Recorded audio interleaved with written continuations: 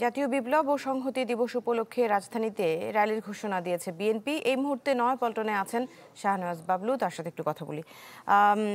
বাবলু, এই যে র্যালির ঘোষণা দেওয়া হয়েছে, জুম্মার পরে আসলে কেমন সমাগম হয়েছে, সব মিলিয়ে পারিপার্শ্বিক অবস্থাটা যদি একটু বলতেন।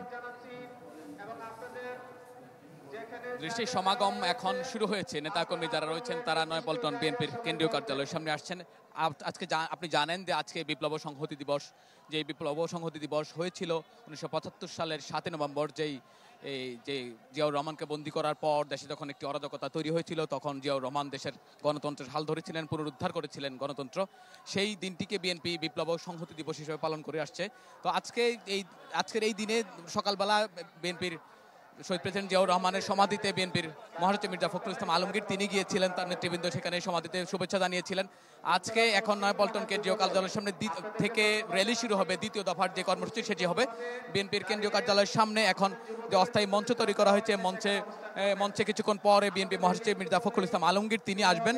এছাড়া স্থায়ী কমিটির সদস্য সালাউদ্দিন আহমদ, মির্জা আব্বাস, নজরুল ইসলাম খান এবং স্থায়ী কমিটির সদস্য ডক্টর মঈন খান উপস্থিত থাকার কথা রয়েছে এখানে।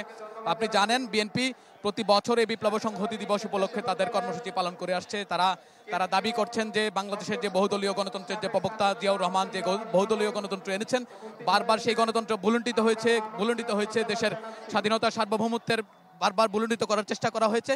তারা বলছেন বিএনপি বারবারই গণতন্ত্রের পক্ষে ছিল, বারবার গণতন্ত্র দেখে পুনরুদ্ধার করা যায় সে চেষ্টা করেছেন। বিশেষ করে 90 স্বৈরাচার বিরোধী আন্দোলনে যখন এরশাদ দেশে স্বৈরাচার শাসন কায়েম করেছিল, তখন বেগম খালেদা জিয়া সহ অন্যান্য রাজনৈতিক দলের নেতৃত্বেই বাংলাদেশ আবার পুনরায় গণতন্ত্র ফিরে এসেছিল।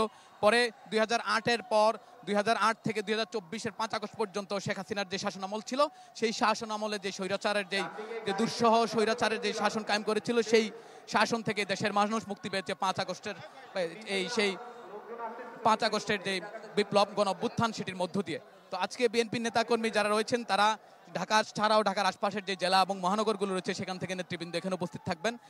Furniture just smarter, JMG furniture.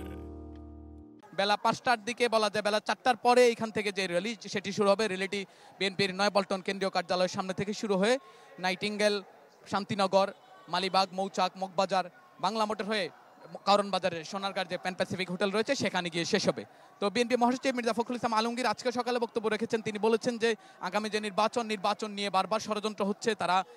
তারা ঐক্যের কথা বলছেন। তারা বলছেন বিগত সময়ে রাজপথে ফ্যাসিবাদ বিরোধী আন্দোলনে যারা একসঙ্গে লড়াই করেছেন, মুক্তির সংগ্রামের জন্য, গণতন্ত্র পুনরুদ্ধারের জন্য লড়াই করেছেন, সেই গণতন্ত্র পুনরুদ্ধারে সবাই যাতে এক থাকে আগামী নির্বাচনের জন্য। পাশাপাশি তিনি বলছেন ষড়যন্ত্র মোকাবিলার জন্য দেশের মানুষ তথা দলের নেতৃবৃন্দ প্রস্তুত রয়েছেন। তো আজকের যে র্যালি, সেই র্যালিটাকে বলা যায় শুধু এই যে বিপ্লব সংহতি দিবসের বার্তাই নয়, নয়াপল্টন এই কেন্দ্রীয় কার্যালয়ের সামনে যে অস্থায়ী মঞ্চ তৈরি করা হয়েছে সেখান থেকে যে সংক্ষিপ্ত সমাবেশ শুরু হবে বেলা 3টার দিকে, সেই সমাবেশ থেকে বিএনপি মহাসচিব তথা বিএনপির নেতৃবৃন্দ আগামী নির্বাচনে নেতাকর্মীদের ঐক্যবদ্ধ থাকার বার্তা দিবেন। পাশাপাশি বলবেন যে যেই স্বাধীনতা সার্বভৌমত্ব রক্ষা এবং গণতন্ত্র রক্ষার জন্য বিগত সময়ে ফ্যাসিবাদ বিরোধী আন্দোলনে দলের নেতাকর্মীরা জীবন দিয়েছেন, প্রাণ দিয়েছেন, রক্ত দিয়েছেন, সেই রক্ত যাতে বৃথা না যায়, নেতাকর্মীদের ঐক্যবদ্ধ থাকার আহ্বান জানাবেন। দৃষ্টি। জি, শাহনওয়াজ বাবলু, ধন্যবাদ আপনাকে আমাদের সাথে যুক্ত হওয়ার জন্য। পরবর্তী আপডেটের জন্য আমরা ফিরবো আবার আপনার কাছে।